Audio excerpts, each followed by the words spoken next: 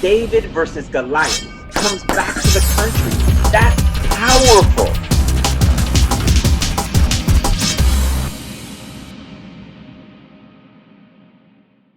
Welcome, Chuck, to BuelnaNews. How you doing, Chuck? I'm doing great, brother. Thank you very much. Viewers and listeners, Chuck Rocha is the president of Solidarity Strategies and also with Nuestro PAC. Again, welcome, Chuck. Anything going on new on your side? Where are you zooming in from? I'm in Washington, D.C., and it's going to be 75 degrees today in Washington. It's the warmest day ever, and I'm like a caged animal. I want to go outside in the sun. It's like because of COVID, I've been cooped up in this house all winter, and from an old boy from East Texas, it's been too cold for me, and I'm ready to get outside and try to find me some fish around here in one of these streams. So I'm here in LA, and I'm going to go skating along the LA River later on. You know, nice. I think I would rather go with you, actually. So, but let's get to it here. So, Chuck, you recently completed a study on Latino voters in Florida and Texas during the 2020 presidential election. First, where do viewers and listeners find the study? On nuestropac.com. We just put up the PowerPoints that's there. It's not the in-depth, detailed, what I call a brown paper, not a white paper, but the PowerPoint is there, and you can see the top lines. I do have to say, Chuck, you're coming up with new terms that are going to affect, Chicano and Latino political lexicon for decades. We're creating brown papers. Just viewers and listeners, he specifically said that. Am I right, Chuck? That's right. All right. So tell us about the study and why you decided to conduct it. You know, after the election, we all sat back and we saw the media and the pundits talk about how the Latino vote had overperformed for Donald Trump, especially in places like Miami-Dade and the Texas Rio Grande Valley. So I wanted to take a deep dive to find out why. I thought I had a pretty good reason, but I wanted to go in and do an analytical study that included doing interviews that wasn't like most studies that just go in and run some kind of poll. We did some polling for sure. You need that to validate your work, but I talked to congressional candidates, state candidates, campaign managers, consultants, activists on the ground, NGOs. I did a comprehensive 2-month study where I talked to lots of people and put down that information on what they were seeing on the ground in real time. And then on top of that, we did over 5,000 interviews in just 5 counties talking to Latino voters about why they voted. Why did they get out there? Were they getting information from the campaigns? How do they consume information? Like the things I needed to know that would cause a 20-point swing in the Texas Valley and Miami-Dade from Hillary Clinton to Joe Biden to Donald Trump. Who funded the study, if we could know? Sure. I paid for this out of my pocket, and I paid for it out of my pocket with the Super PAC because I feel like it's somebody's responsibility to go out and do this work. And I think it will inform lots of work that we will get done. So if there's things that I'm personally going to invest in, these are the things I want to do that with. And we used entire crew of Latinos to do the questionnaires, to do the calling. So I like to say that this was a survey and research paper done for Latinos by Latinos. Thank you, Chuck. So what did you find, and what were some of the surprises? Some of the top lines that really jumped out at me right away was in Miami-Dade. I pulled up the media buys in the last 30 days leading into the election and found, surprisingly, that Democrats, their super PACs, congressional candidates, outside groups, everybody that was supporting the Ds up and down the ticket spent $14 million on Spanish language TV in just the last 30 days. In comparison, the Republicans on the same stations during the same time period only spent $6 million. So the Democrats outspent the Republicans 2-1 in Miami-Dade, and the Republicans still performed 20 points better with Latinos than Democrats from 4 years before. And so what that tells me is what I thought. I went and looked then at 3 months prior to the election, and there was nobody on Spanish language airways except for Joe Biden, who had put up $150,000, and Donald Trump, who had $350,000 up on the airwaves, showing that the Democrats showed up at the very end, like they always do, threw a whole bunch of money at a problem, using white consultants and white-led super PACs out of D.C. and New York that just didn't resonate while the Trump campaign wisely had been building infrastructure on the ground. Folks on the ground would report to me that they did digital ads. They were canvassing in the middle of a pandemic. They had surrogates coming in and out of the neighborhoods all the time. They had groups on the ground doing organizing, while Democrats was telling everybody to stay home, wear a mask, and let's shut the government down. Now, that's still responsible in a pandemic. I don't halt you for that. I'm just saying all of these things, along with this big misinformation campaign around socialism and around all the Spanish language misinformation you saw on WhatsApp and other entities, played a huge factor in Miami-Dade. So, Chuck, in your press briefing the other day, you mentioned that socialism was overplayed as a rationale for why certain Latinos, specifically Cuban Americans and South Americans, voted for Trump. However small that might be, that could it have been that small sliver and that messaging understanding did help Trump, while Democrats aren't understanding how to specifically target with messaging Democrats or move folks over to the Democrats? There's no doubt you're exactly right. And let me give you the case in point. It's kind of baked in with Cubans. They don't like Democrats. They think all Democrats are socialist. And so there was some effect there. But when you look down the numbers at folks like the Colombians, we haven't lost the Colombian vote in Miami since they moved there. And it's been a pretty solid Democratic vote. Are they as Democrat as Puerto Ricans? No. But we lost the Colombian vote. And a lot of that was centered around these new immigrants from Colombia. We lost the Venezuelan vote, these new immigrants from Venezuela who've been there. And a lot of that was around this whole socialist narrative, which is a false narrative, which only affected a small group of people in a small little part of one state. But it was enough to really sway the numbers dramatically in that one county that moved 20 points in performance from the way it did for Hillary Clinton to the way it performed for Joe Biden. So it did have an effect. So let me ask a broader question that some are always saying, and people are agreeing or disagreeing.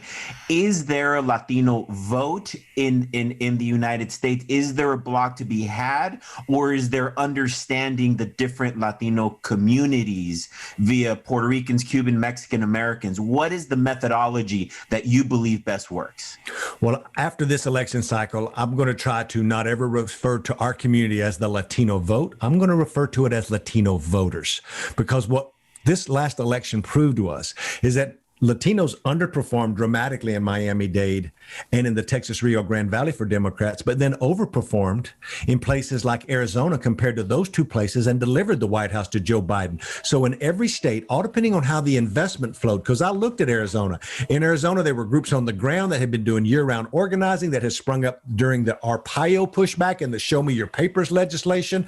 My super PAC went in and dropped millions of dollars in the summertime on Spanish. Joe Biden went up on TV there in the summertime and never came down. So there's instances of how this is done right, and then you get the repercussions of that. But if you just say it's the Latino vote, you're missing everything, because I'm here, a Mexican in a Captain American t-shirt with a cowboy hat on, and I'm in the same demographic, if you're saying Latino vote, as the Venezuelan who just moved to our country 3 years ago, who may be voting for the first time. We could not be more different, not just in the way that we talk, but in the way that we consume information and think about ourselves as Americans. And we have to get past this Latino vote and think of us as all Latino voters from different areas. So from homogeneous to heterogeneous. Absolutely. I think that that's right. Okay. So you also mentioned the other day, as you know, you're a male, I'm a male, that there is this notion that specifically, well, Latino males, but it's been brought up that Mexican American males are voting more Republican, and you talked about that a bit the other day. What did you find? Well, I found that Latinas are smarter than Latinos, and I'm going to be on record as saying that's right. Right. And so that goes without saying. They overperformed and did better than the Latino males. And what I think it had to do with a lot is when we asked folks in our survey, what was the number one reason you went and voted? They didn't say COVID or by shot. They said specifically COVID relief. Folks were really, really hurting. And if you're the male of a family and you've got 3 or 4 daughters or sons and a wife or a husband, you're trying to provide for your family in a time when the government's being shut down. Somebody in your family may be undocumented, so you're not even getting a COVID relief check. And so this COVID relief piece that we missed, that Democrats then made up for after we won the White House with this huge COVID relief bill, was a big factor that nobody was looking at. And I think that, combined with a lot of anxiety around the country, Trump having 100% name ID, him being a little bombastic and talking about, tearing and draining the swamps. Like, I think that fed into a lot of frustrations with Latino males, and you saw it in the vote. So you don't think this is a permanent trend? Or is it a trend? I think it's a slight trend, but it's one that can be corrected. I think that we showed with Bernie Sanders, with these same men, that you can start early and talk to them about something that resonates with them. We used the mantra of the rigged system, that the system is rigged against working class Americans, no matter what your skin color, and then went to talk to them about that in English and Spanish, but we started 6 or 8 months in advance. And if you build long-term relationships like that, then you can get these voters with you. And all of those Texas Valley counties that Donald Trump overperformed in, people forget that Bernie Sanders won every single one of them. And I ran that campaign. I knew what we were doing, and we started months in advance. So there is a way to do it if you invest early and go right into the community with your message. So who should be listening to the results of your study? Well, there's 2 groups that definitely should be listening, and that's about this next election and this race for the U.S. Senate and for the U.S. House. We have a tied Senate, and we didn't even win any congressional seats last time and have an ultra low majority in an election year where normally the party that's in power in the White House loses seats. So Democrats need to make history by actually picking up seats to get more of a majority in the Senate and pick up seats in the House, or we're going to lose majorities in the Senate and the House. Well, guess what, brother?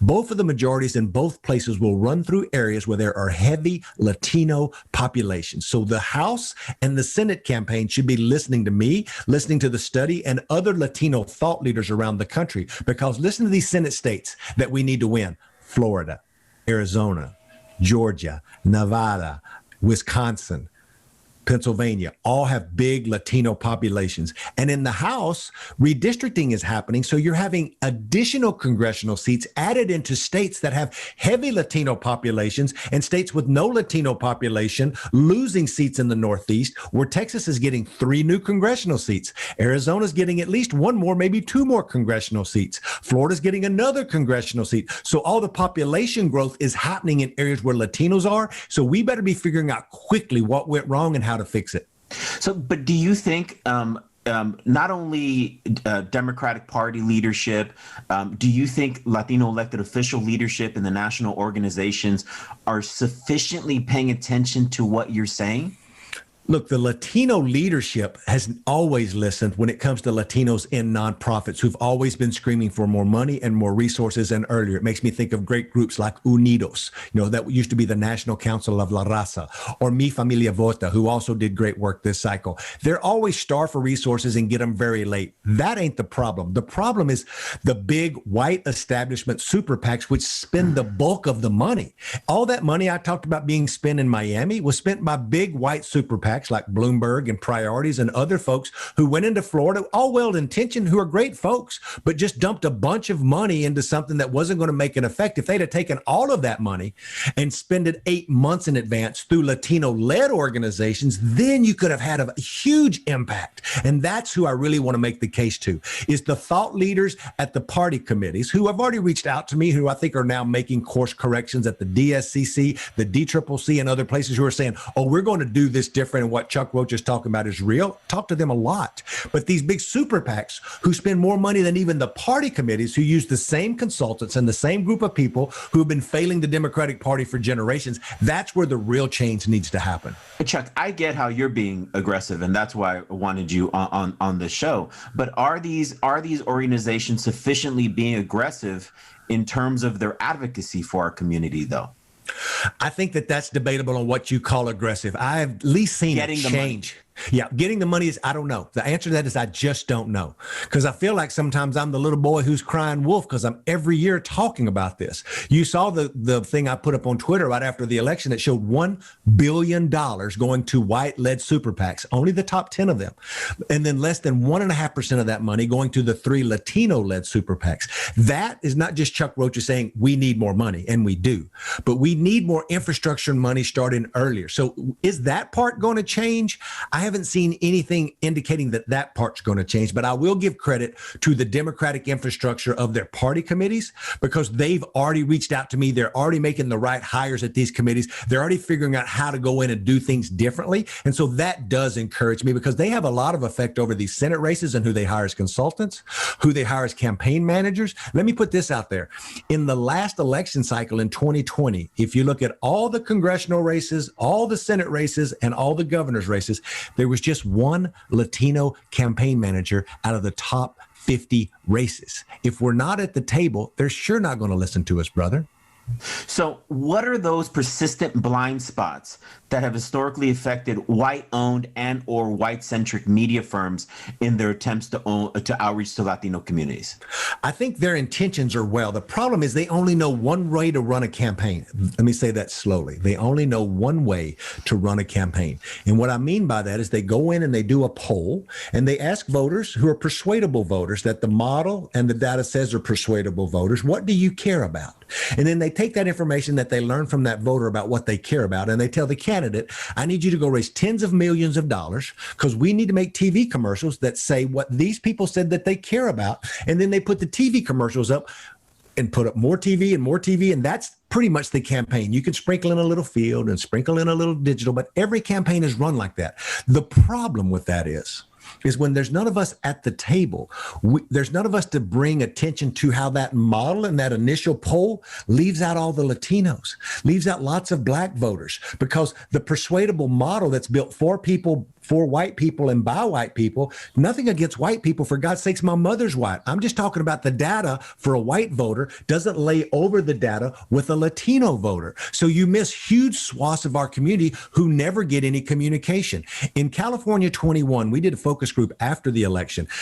And talked to Latinos who went and voted. And we asked these Latino men specifically, can you tell me your congressman who just changed back to the congressman it used to be and the incumbent got beaten, TJ Cox and blah, blah, blah. All of these men, Latino men, couldn't mention any of those folks because they said they never heard from those campaigns. Then I was like, why did you go vote? Well, a lot of them went to vote because either they loved Donald Trump or they hated Donald Trump. They weren't showing up because the local congressional candidate was communicating with them. And that's where the system is broke. So, you mentioned in terms of speaking to Latino communities and Latino voters, right? Not and that diversity there. So media seems to be so with regard to issues of identity, language is important, right?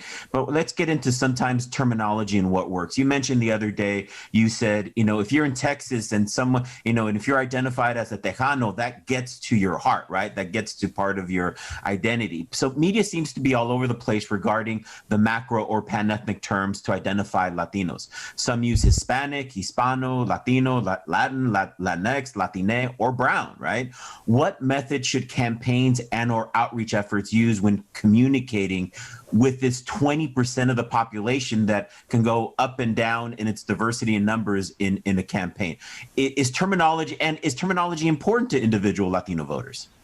Terminology is important, and that's kind of where the campaign manager or having one of us in the meeting or in the room helps, because you should ask the community.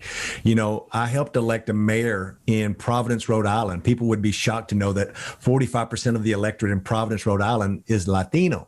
Now, I showed up there 6 years ago with a 36-year-old Guatemalan lawyer who had never run for anything in his life. And here's this funny talking Mexican who didn't understand who are these Latinos or Hispanics or folks in Providence. So I went into the community to find out they were Puerto Rican, they were Dominican, they were Guatemalan, and I listened to what they said and how they interacted with themselves. And because Jorge, our candidate, Jorge Alorza, told us how they interact with each other and what they call each other, that was the terminology we used in the mail and the media.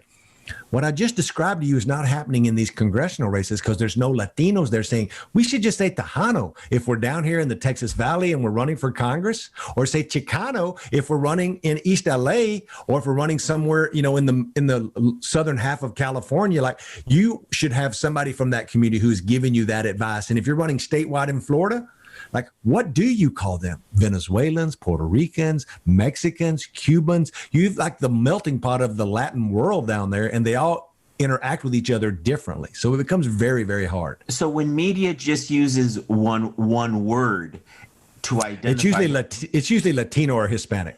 Okay. Does Latinx work at all?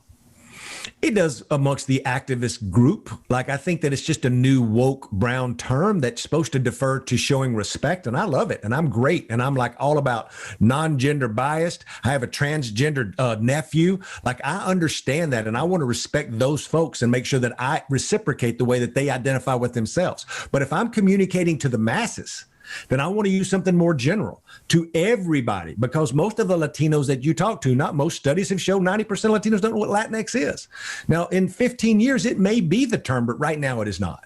So Hispanic or Latino generally work as the pan-ethnic, but when you're getting into states, for instance, like Arizona or Texas, using Tejano, Chicano, or Mexican American, right?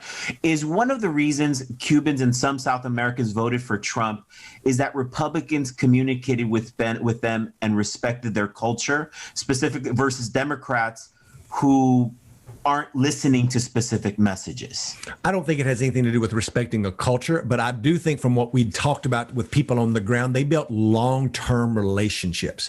So I tell people all the time who step to me and are like, well, Chuck, what's the issue that you can get this Latino vote out? Or what is this election that I'm like, part of this is just showing up. The average age of a Latino in America is just 26 and a half. We just want somebody to be there that says, I hear you, I see you, and now let's debate about what we think the issue should be around whatever this issue is. So the good news for Donald Trump is that he showed up down there and had Cubans on his staff who built long-term infrastructure in South Florida, in the Venezuelan, Colombian, and Haitian, and all these other communities who most Republicans wouldn't mess with, to say, look, we're here. We may not agree on everything, but we're hiring all of these people from your community. We're going to go out here and door knock and have car caravans and do all of this campaign work. And the Democrats, they're staying locked in their basement and they're telling you this is the most important thing, to put on your mask and stay home. Well, we're saying, let's get back to work. And that let's get back to work message was devastating for Democrats in South Florida and in the Texas Valley. So in the national dialogue that's occurring on race, are there any hints or specifics regarding the diversity of Latino opinions on race, or issues or concerns on race that are emerging that others should delve deeper in, because you've interviewed so many folks? Right. The first lesson is everybody should not think that all people of color identify themselves as people of color. That'll be shocking for lots of my woke white friends here in Washington and New York, but most Latinos don't see themselves as a person of color. There was a great study out by Ian Hanley Lopez out of Berkeley that did a bunch of focus groups around America that found only like 27% of all the Latinos that they focus group with self-identified themselves as a person of color. Another quarter of them, or 30%, saw themselves as like this bootstrap ethnic group, like the Irish or the Italians, who are like, you know, bringing themselves up by the bootstraps in America. And then 25% of them think of themselves as white. So you need to think about that when you're trying to group in Latinos with Black Lives Matter and all this work about race. And I think race is something important to talk about. And I self-identify as a person of color. And I understand the power behind that. But sometimes, and it was talked about again this week in another report, and I don't forget who wrote it, where sometimes these white woke progressives try to reflect how they think Black and brown people think about race. When you live in the way that somebody really described it to me when we were talking about defund the police and police brutality, and we were talking about McAllen that's on the Texas border. And he's like, yeah, we have problems with the cops, but the cops down here are Mexican too. So if you're getting your head knocked in by a cop and a nightstick, that's a brown cop beating up a brown kid. So we just look at that differently. Does that make it right that that cop's doing that? Absolutely not. But it's just not the same as that white cop and that Black kid in the hoodie mentality in neighborhoods that are Latino heavy, like the Valley, where 90% of everybody there is Latino. So, and probably 90 to 95% probably of Mexican descent, right? Right. So, but on the issue of race, and I'm asking this only because you interviewed so many people, are Latinos afraid or don't know how to discuss race? Let me just tell you, I'm a political scientist. I have a PhD in political science, and part of wanting to interview you is that you are on the ground. You showed success, and a lot of my colleagues don't know or are afraid to discuss the issue of race. And I think what I'm hearing from you is that the methodology or method of discussing race might be different among Latinos. I discuss race, and this is very different than the way the regular consultants, establishment consultants, white consultants is. I talk about race as culture, not race skin tone. So it's a culture that ties us together, Professor. And you know this as well as I do. It's the culture of the food. It's the culture of our abuela. It's the culture of the music that we listen to in the Valley compared to the music they listen to in Miami or the Puerto Rican music that they brought with them from the island. Those things aren't race, but they are race because that is your race and identity. But if you talk to them through a lens of your culture, then it opens up so many more doors, and it doesn't make it like this divisiveness of, are you for defund the police? Are you against defund the police?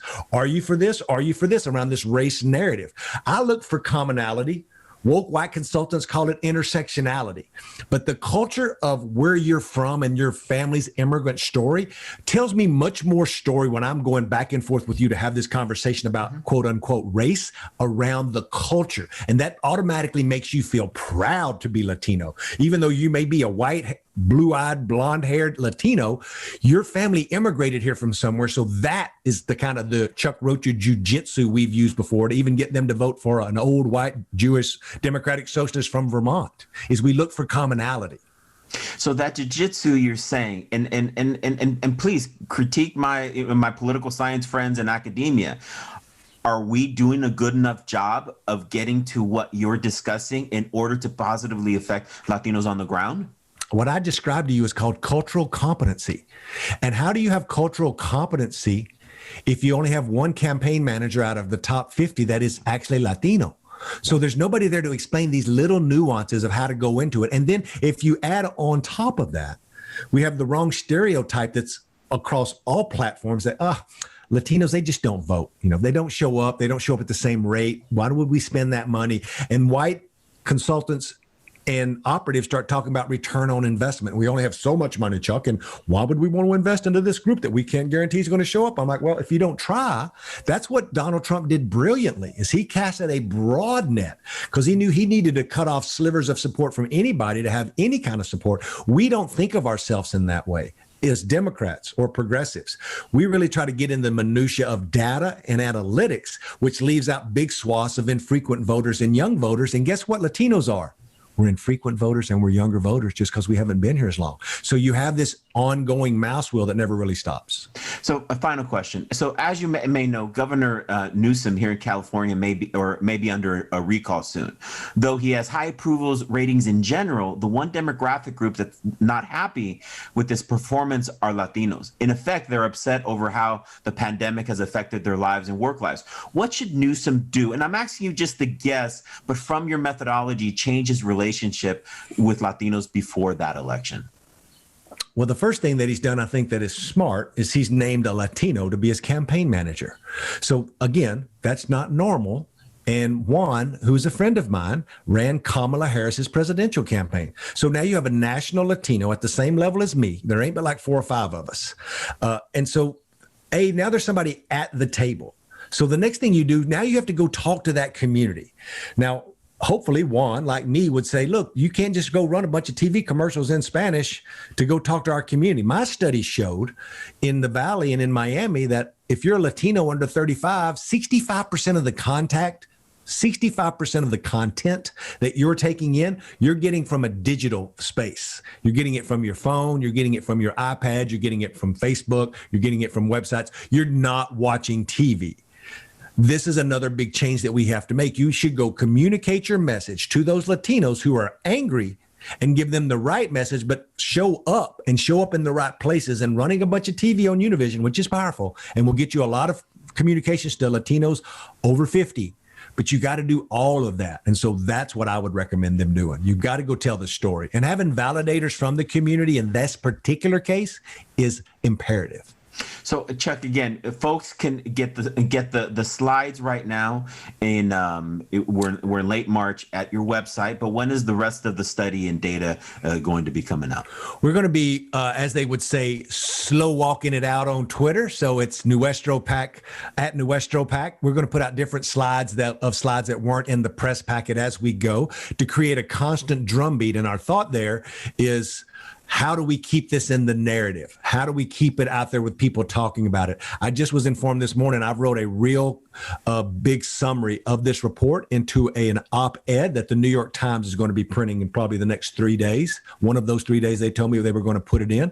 So that also will continue to drive this narrative. Democrats will never, ever keep the majority in the House or the Senate if we don't wake up with the mistakes we've made with the Latino vote. So viewers and listeners, today we just did a great interview with Chuck Rocha. So down below, subscribe and click on the little bell to Buelna News. We're going to have other great interviews. Chuck Rocha from Nuestro PAC and Solidarity Strategies. Thank you for joining us today, and good luck in your work. Muchas gracias. Chuck, is there anything that you would like to add or say to our viewers? And I apologize for that. Look, I think it's important that we keep this news out there. I'm just one person. We need all the news outlets to be covering this story, because what this does is it drives more money into those communities who demand a voice. Right now, with everything that's happening at our border and immigration on the front of the minds of a lot of politicians, they're not showing up in the right ways when we talk about immigration, when we talk about refugees. We need to empower our community for them to be the voice of those folks, and together we will all be a better country. Chuck, keep doing what you're doing. Viewers, listeners, visit his website, understand what he's saying, and Chuck, be safe out there. Appreciate you.